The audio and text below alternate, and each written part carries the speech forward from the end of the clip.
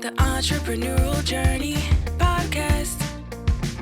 We're talking business and building a culture that's kick-ass. Where we make it happen, grab your seat, let's have a blast. At the Entrepreneurial Journey Podcast. Hi, and welcome to the Entrepreneurial Journey Podcast. Today I have Shaun Hayes with me. Shaun is an entrepreneur and an author and has a really interesting backstory. Hello, Shaun. How are you today? I'm wonderful. Good afternoon, Rebecca, and thank you for having me on your program.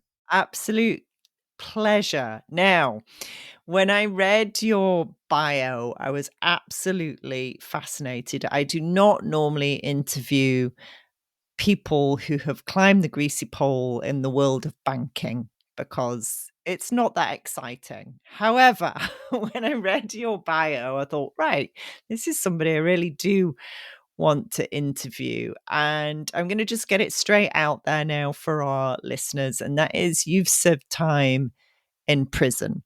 And let's just get that on the table straight away. What did you serve time for, Shaun? I served time for bank fraud and misappropriation of bank funds. But the only caveat I'll put, I was guilty, I committed a crime, is I justified it and I was able to sleep with myself for a long time because it isn't like we say over here, you rob a 7-Eleven, they call 911 and they come and get you. It was 7 years. But I didn't take any money. And so, I did it really in the throes of the recession, and we'll talk about this more a little later, I'm sure. Yeah.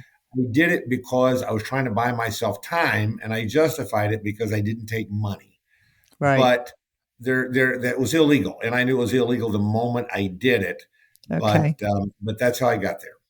Okay. Well, let's talk about the context, because up until that point, you'd had a glittering career, and Yeah. you had done exceptionally well. And the banking system in the US is quite different to the UK. So in the US, there are lots of sort of state banks and there are smaller banks. We don't have that system here. Can you just provide some context for our listeners about how your career had gone?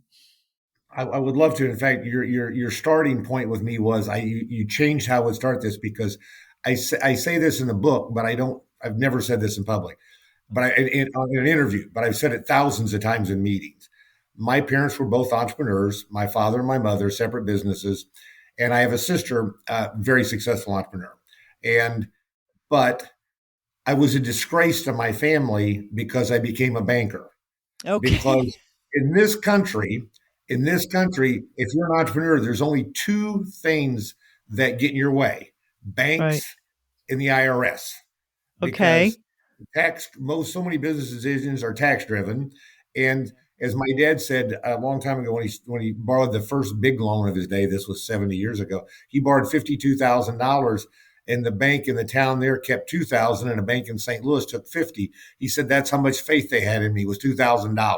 Now that would be like $1 million today, but same principle. Yeah. So I graduated undergraduate and went into banking business because I had a professor who said it's changing.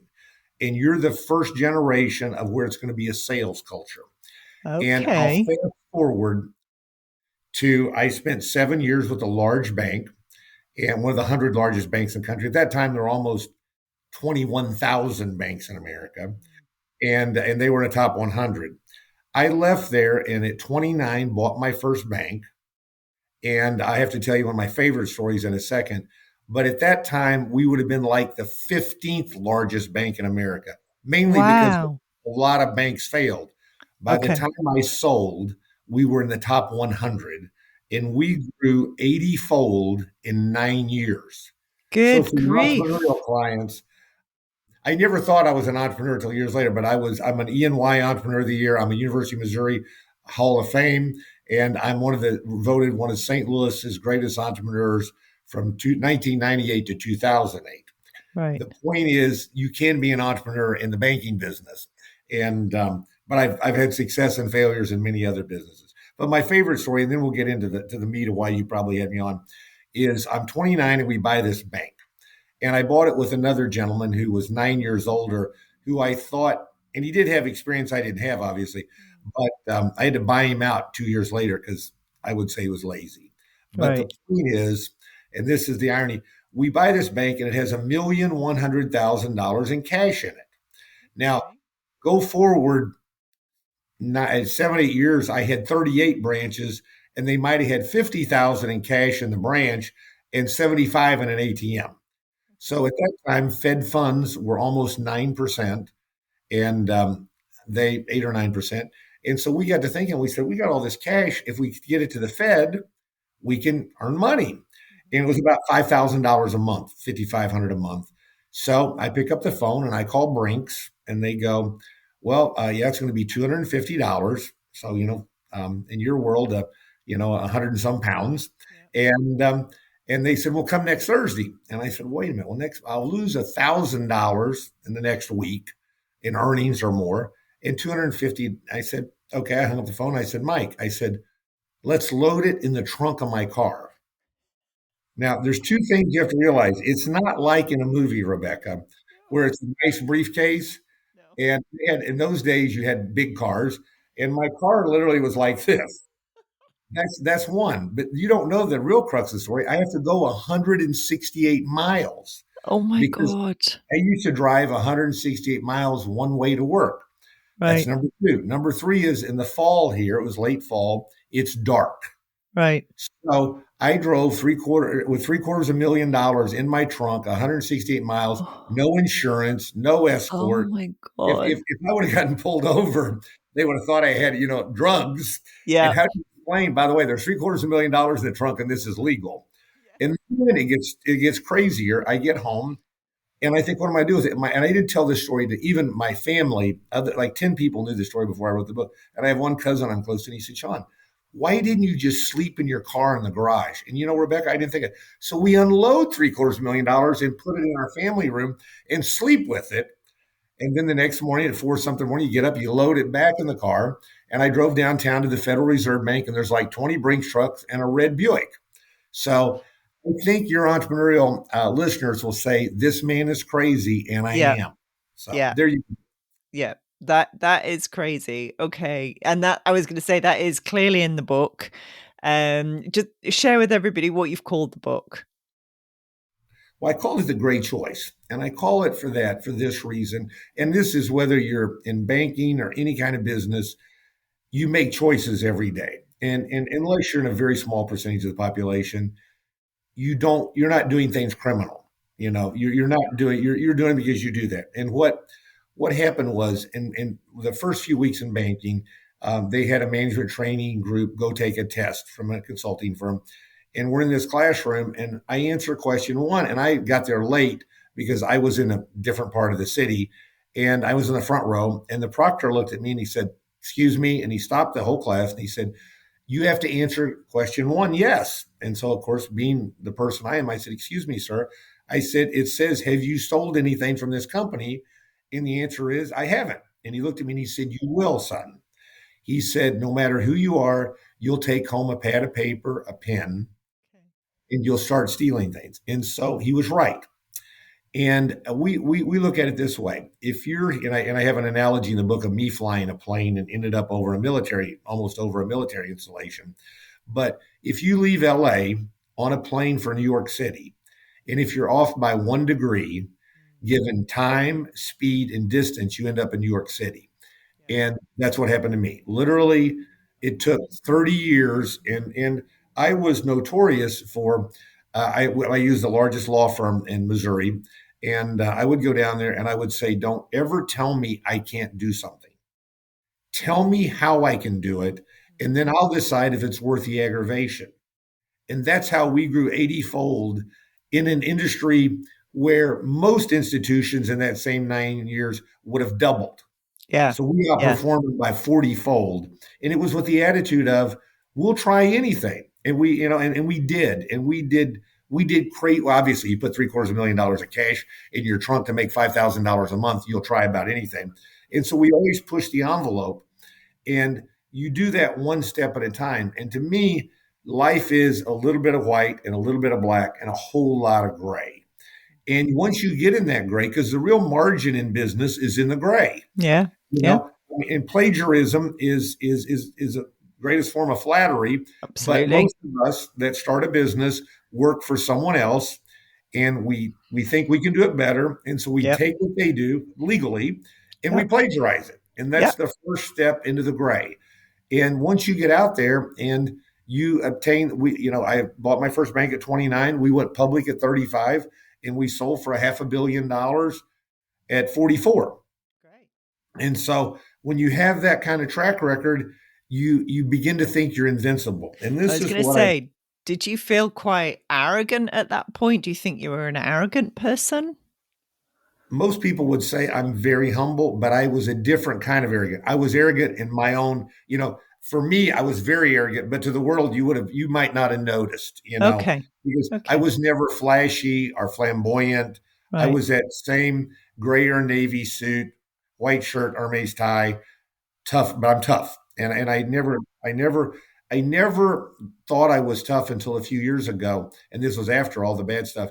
And two men I've done business for a long time said, they said you're an SOB. And I was kind of hurt.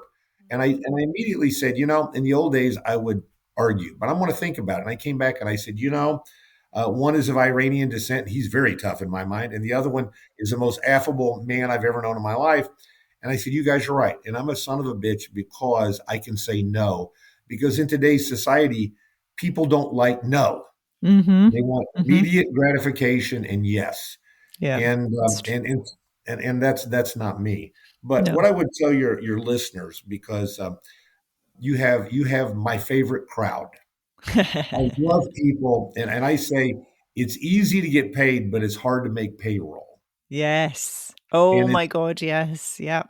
And that's the crossover. As I say, the other thing about partnerships, because most people, and I've seen great partnerships where you take a woman who's great in sales and a man who's an accountant, and they start a business what they're familiar with, and they're counterbalanced. Or you take an engineer and a salesperson. You know the combinations I've done. But I always say that to me, partnerships are born from New Year's Day, and whether you're in Chicago at Lake Michigan or Moscow at the Volga River, I don't know that your river's quite that cold, but you No. see them with these fur coats and their Speedos, and they jump into the icy water. Well, you think about a warm hand until you hit the icy water, and then you want to Mm. survive, and that's Yeah. entrepreneurship. Yeah. So, what I tell your listeners is, and this is what made me incredibly successful, and then in the end became my demise. And that is, I had three men and one woman that I met with at least once a week for 15 years. And they were that core group of people who were my business compass, my moral compass. And I bounced idea after idea off of them. And if they ever ask me, why do we do this the way we do? Then that meant we were going to change it. If we did it because that's the way if we did it because that's the way we'd done it, because then they because none of them were in banking. One was in manufacturing. One was a very astute investor and had a fast food chain.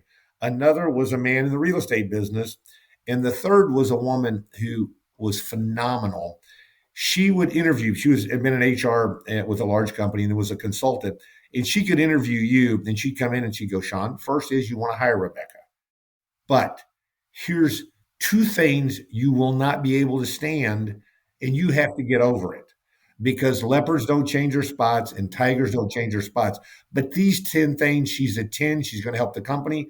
But meaning if I couldn't get over those two things, Yeah. why waste your time or mine? And she could do that in 15 minutes. And she'd come in and just tell me. And so they guided me. The problem was I'm 29. At 25, I ran corporate banking for one of the largest states, one of the largest companies in Missouri, for the market in St. Louis, the largest market. When you're that age, the people you're doing business with are 20 or 30 or 40 years older. Yeah. It's sure.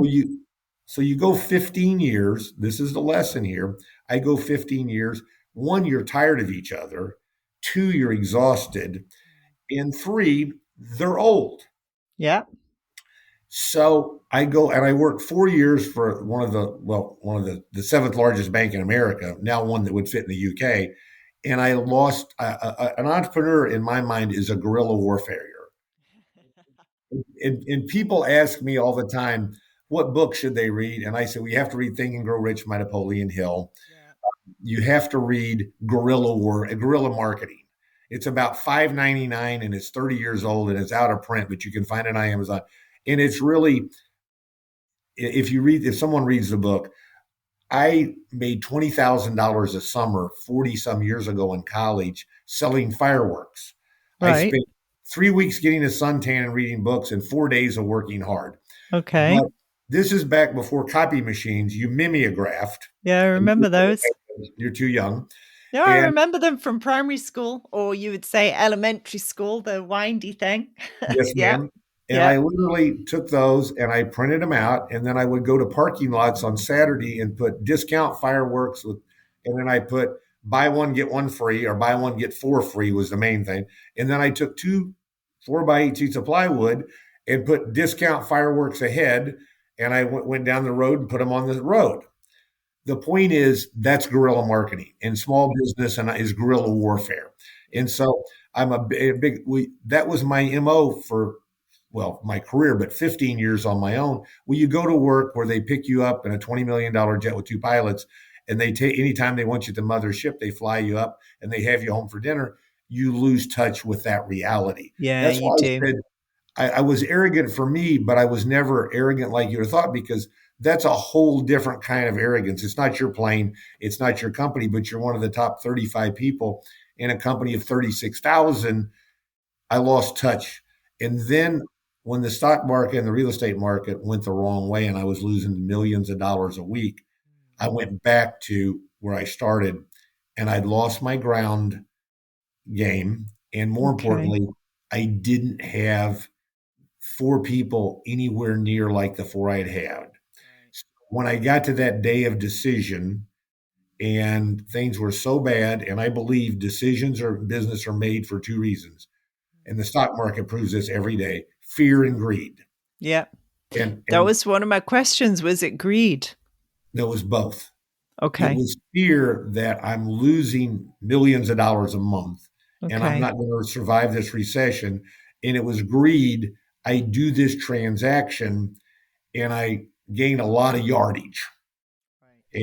And so when you have those two, when you have both of them motivating you, and then you can look in the mirror and say, I'm not taking money. And my crime was so complicated that whenever I pled guilty, I sat in a room, in a conference room at the federal courthouse with a room full of FBI agents and US attorneys, and they had to have me explain what I'd done. Right. They know Right. they knew I broke the law, Yeah. but they had no clue how. Yeah. And you can't risk losing in court because it's 20 years. Yeah. And so I spent 37 months, and it's a again, I said this earlier too. I wouldn't change one thing in my life, because if I want to change one thing, I would change everything. But it Well, cost me my freedom, yeah. my family, my fortune, and my friends. I would And imagine a lot of people abandoned the Shaun Hayes ship at that point. yeah, I would say it would have been like rats leaving a sinking ship in a hurry. Yeah. Yeah. And that And was the cost. uh, awful, awful. When you were, well, the first night in the cell, can you describe your feelings? Is that okay? I don't want to make Oh, anything no, too no, no. painful for you, but No. I think I'll even make it worse than that. I knew for years they were investigating me, and then because the U.S. Attorney's Office is a leaky ship, and I know there's 65, well, there's probably 7 or 8,000 lawyers now, but I know virtually every lawyer in St. Louis, and so I got all this information. And many times they'd say you passed, and finally in December of 2015, they said you're going to get indicted. And so in March, I went down and met with them with an attorney. We looked at the evidence, and there are ways we could have probably won, but winning would have been one thing, losing would have been 20 years. So you don't gamble that. right. No. They said, take your passport and we're going to call you and you'll come down, you'll hand us your passport, we'll arraign you and you'll go home. Well, they didn't do that because they wanted to break me, which is fine. So my youngest son was playing baseball and he was on deck, second hitter, and a man comes and taps me on the shoulder and says, and I was an FBI agent. I'd been interviewed by, and I turn around and I walk about 10 steps, and there's 6 of them, and they arrest me at my son's ball game. So that's the worst part. The fact that I went to a cell, and the man I was with had a son the same age, but he was already convicted of 25 years for murder, Right. and this was in 16, and I look, and they thought I was non-Trump because you have a tall, and normally my hair's lighter, and Right. and very well dressed because they don't change your clothes coming Right. in at night, and they had fun, not rude, they were kind. I never had a bad experience, and but I was, by the time I got to prison, I had served 17 months in a county jail, Okay. which is, I was, when I got to prison, I was the only white collar person that had ever been handcuffed. I never went to court, Rebecca, that I wasn't shackled. Okay. And so I had an experience like none other, and I brought it on myself. I'm not angry about Hmm. it. Hmm. I grew up in rural America, and it was, and I was very athletic and played a lot of sports. So I grew up in a tougher part of, even though everyone saw me as the fair-haired, wealthy, successful blue blood, I grew up in a far different environment. It just was because I was from a different part of the world. They just assumed that based on my accomplishments. So when I Yeah. got to prison, I called those 17 months high school, and Okay. then I called the next 10 months, which then I went back there for 4 more to the same place, a bad summer camp where your parents got the brochure, but it was 30 years old. Right. Okay. And then the third place I went was a fraternity house with no girls. Right. And there's things, and it's not a good thing. I don't wish on anybody, but literally, you can get anything you want. Right. And, Hmm. people, it wasn't when you said, they said, "Do you want a beer?" They meant, "Do you want a can or a bottle? Do you want Yeah. vodka? Do you want Sky or Grey Goose? You Right. know, do you want?" It's not. It's more like out of Goodfellas, the movie where they're cooking steaks, Yeah. than it is out of Shawshank Redemption. Okay. So when you've gone through this experience, um, what, how would you describe yourself before and after the time in jail? What's the difference that that has made to you as a human being? Well, before, I guess I didn't think about my thinking is probably the Okay. biggest thing. I'm a quick thinker. I'm still a very quick thinker, but now I think about my thing in that few milliseconds before I just did it. Now then I think about what I'm going to do, and that's probably. And by the way, I've never been asked that question, and that just rolls right off. Is that when you spend 37 months and you think about every decision you've made in your life over and over and over, you realize your error was not thinking about your thinking. And I still am one. I was at a Okay. meeting last night, and we talked about Nike's the greatest logo in the world. Just do it. Yeah. And I was just do it. And I believe you have to be decisive, especially if your audience can't make a decision. I cried at 30 when I figured out my partner couldn't make a decision, and that was a decision. And Right. Yeah. Sure. I thought that was ineptitude, but I realized it was his way of deferring. But now then, I think about what I'm thinking before I make that decision. I think that's really good advice to people. We call it metacognition in the coaching and consulting world, which is exactly that. Think about how you're thinking. And it's one of the things that we teach our leaders. So we train consultants and coaches in our methodology, and we're essentially training them to help leaders to think about how they think, because you're absolutely right. Most entrepreneurs are just doing, doing, doing. They very rarely stop and reflect. And that's one of the things, again, that we teach our leaders is how to reflect formally on their actions. So here's a question. If you'd have had more of those skills, do you think you would have made the same decision to go down the illegal route? Well, I put it this way: it would have been much harder to make. I don't know that I can say I would have, because the missing thing in this for me was the transaction I was doing was legal until the last moment, and a lot of things changed. And one, thinking about it might have stopped me. The other thing is I had no one to talk to because I was literally on an island at that point. Okay. And so I think thinking about my Okay. thinking would have caused me to say, if you would have been there, so Rebecca, what do you think about this? If I do it, the only way I can do it is it's going to be illegal. And you would, of course, said, Shaun, what are you thinking? You would have held me accountable right then. Yeah. And the sheer fact that I told you and you told me that, then guilt and shame before I did it would have kicked in, and then I would have made a different Yeah. decision. So that's why I used a Yeah. combination of you can't be, and I spoke for years and I still do to entrepreneurial groups about a different, not about what I talk about mainly now, but Uh-huh. when you're trying to build that, in fact, I'm writing my second book on this. When you're building that, you have to surround yourself with people that know things that you don't. Yeah. And that's why when I use examples of great partnership, it's the engineer and the salesperson, or the salesperson and the accountant, because they Yeah. have that counterbalance. And that's why you can't just surround yourself with one person.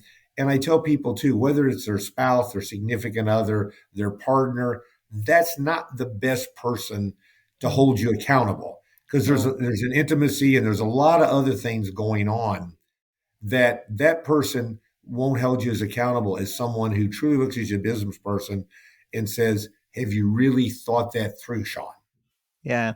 Yeah, absolutely. Yeah, we have a board, and I'm the fast thinker, I'm the entrepreneur, and our non-exec he's an accountant's trade. He's a very methodical thinker. He's a very different thinker to me.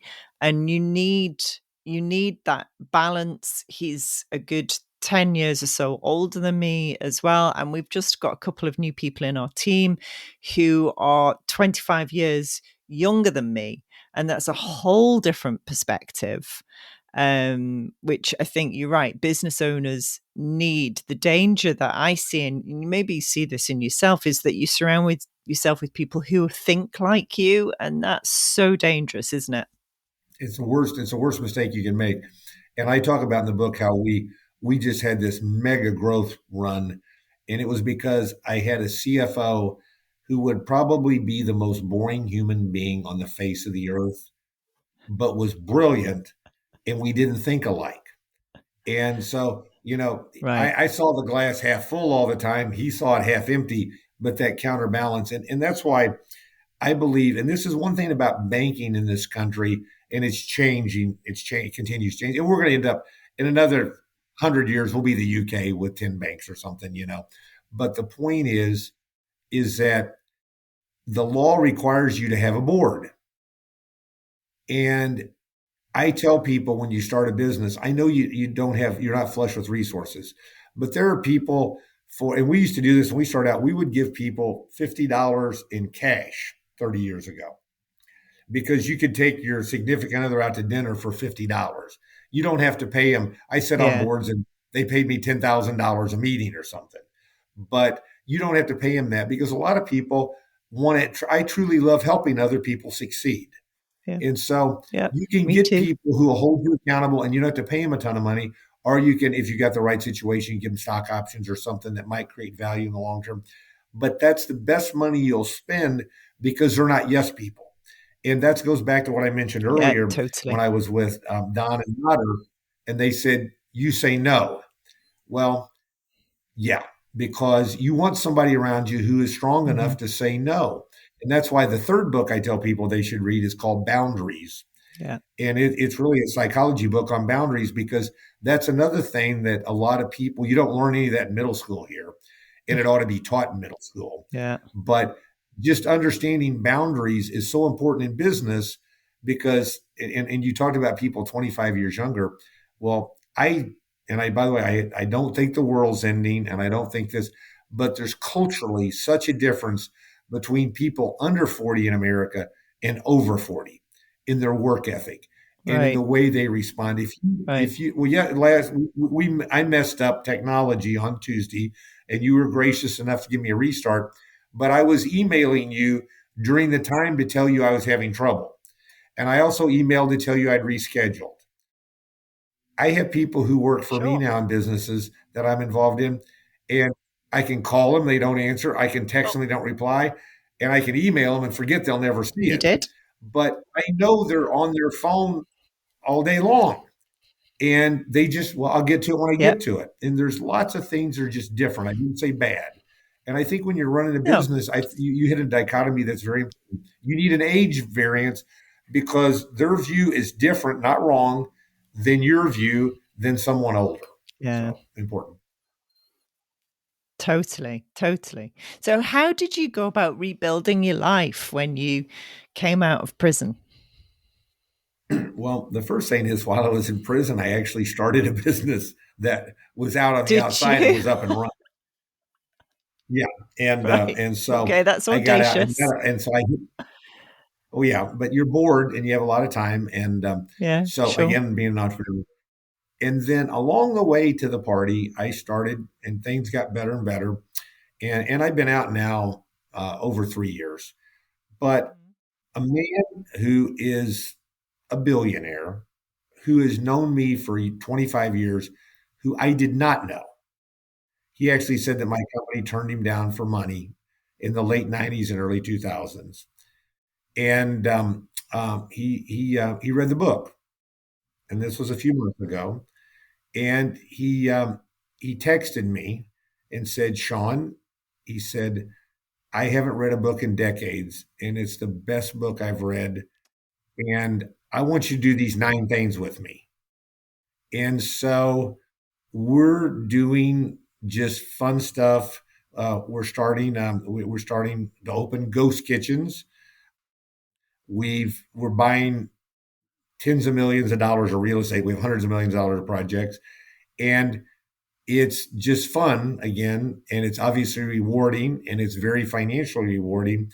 And what he's taught me is he doesn't care that I committed a crime. He realized I made a mistake, Yeah. and he looks at the knowledge I bring. And quite honestly, and I said this to you before we started, when I wrote the book, I wrote it because, and I'm sincere in this, if I can keep one person from making the decision that I made, it's worth it. Because I know Yeah. you don't make any money on a book. It was never about no. But if I help one person, I never thought it would lead to this. But I told you this before. 2 men, one I'd known for 30 or more years, another I'd known for a couple, one Caucasian, one African American, both said, "Don't you feel free?" And for the last 6 months, I feel free again. And I didn't think that. The other thing I have to tell you, and you don't know this, I have only one sibling and 2 nephews. One of them, it won the FedEx Cup, has been in the Ryder Cup, the President's Cup, is an unbelievable golfer. Oh, And wow. yeah, and the other one is a better golfer, but I say talent is cheap, dedication is costly. The younger one's much more dedicated. But Right. the older one in the book cost me about $10 million, and then went on to build his company. Does a half billion a year. He's in Inc. 500 for the last 5 or 6 years. But he wrote me a letter the only letter he wrote me when I was in prison, and it was the week I got it the week I was sentenced. And here's what he said. And this is the hope for anyone, whether you fail as bad as I did or you just fail. Mhm. He wrote, "Uncle Shaun, everybody loves a success story like yours, but they love more to watch you fail. Yeah, they But what do. they really love is to come back." And I'm having that comeback. And I am as he says now, he's flying into St. Louis Saturday for the weekend, and we'll go out. And he said, the phoenix is rising, the resurrection. So I'm having a ton of fun, and I love what I do. And I want your listeners to know this as much as anything else. It took the catastrophic failure that I had to realize what you already know, and I hope they know is failure is just a failure. It's not it's not a destination, and it's only a failure if you quit. Yeah. And I was so blinded by what was going on, I saw that I was going to fail. So I made a horrible, wrong, illegal choice, and I failed even bigger. Yeah. Yet I, am doing unbelievably well again. And had I looked at where I was going and just accepted the failure I was going to have, I would not have had the cost that I had. Now, I will tell you, being the forever entrepreneur, I know at the end of the day, it'll all be okay. Some of my children have reconciled, some haven't. It'll work out. And I am sorry for everybody I hurt. I can't change it. And that's, that's one thing I do live with that bothers me. But I know if I hadn't been down this journey, I wouldn't be the person I am now. And I wouldn't be able to do the things that I'm doing to help people, reach their dreams Yeah. and really having the fun I'm doing. So, Yeah. No, it's good. It's things happen in life, good, bad, and indifferent, and you've owned the responsibility of your actions. And the title of the book is reflective in that, and I thought it was a great title because it is a choice, and you chose to go down the wrong path.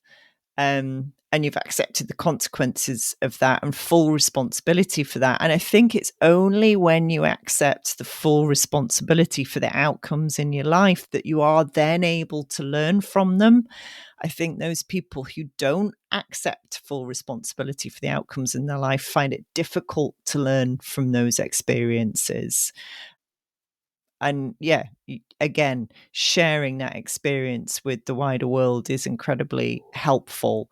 And you've acknowledged that you've hurt people and you're sorry for that, which is sad.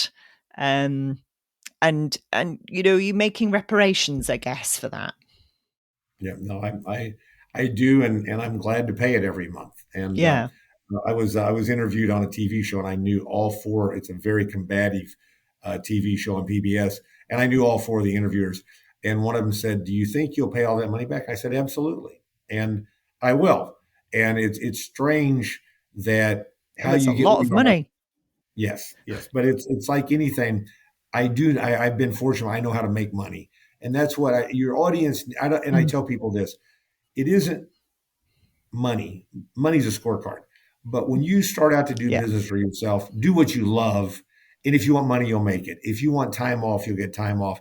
If whatever you're looking for, you'll get. If you love it, if you don't love it, you won't be successful. You might be financially successful, but you'll be a miserable human. And that's the fun thing about entrepreneurship Sure. is doing what you love every day. Because I've never worked a day in my life, Rebecca. I completely and utterly get that. That's, when we do our Escape 9 to 5 workshop, that's literally the first slide is do what you love and never work a day in your life. It's absolutely true. So, okay, I can hear there are more books on the way, which is fantastic. My last question, Shaun, is if you were to describe yourself now as an entrepreneur, what kind of entrepreneur would you say you were in terms of your character, your personality, and maybe that's reflected in somebody famous or somebody we would have heard of? Who or what or how would you describe yourself as an entrepreneur now? Well, I'm obviously an extrovert, Yeah, but I we have several big things going. And even though I'm probably the CEO in reality, I no longer want to be the person in front. right. And that's a hard thing for someone. Had I not been through what I've been through, I could not do that. And I actually relish that because one thing I would tell your entrepreneurial audience is I know you'll say the same thing in maybe a different way. I've been successful because I had wonderful mentors. And I can think of men and women. I told you about Virginia. I can think about men, Ed Hewald, and I talk about him in the book, who never told me I couldn't do something. He just asked me enough questions and I turn 180 degrees. And that's who I'd become. So is that I can get what I want as an entrepreneur by letting someone younger with all these great talents, and I can coach them and I can change them.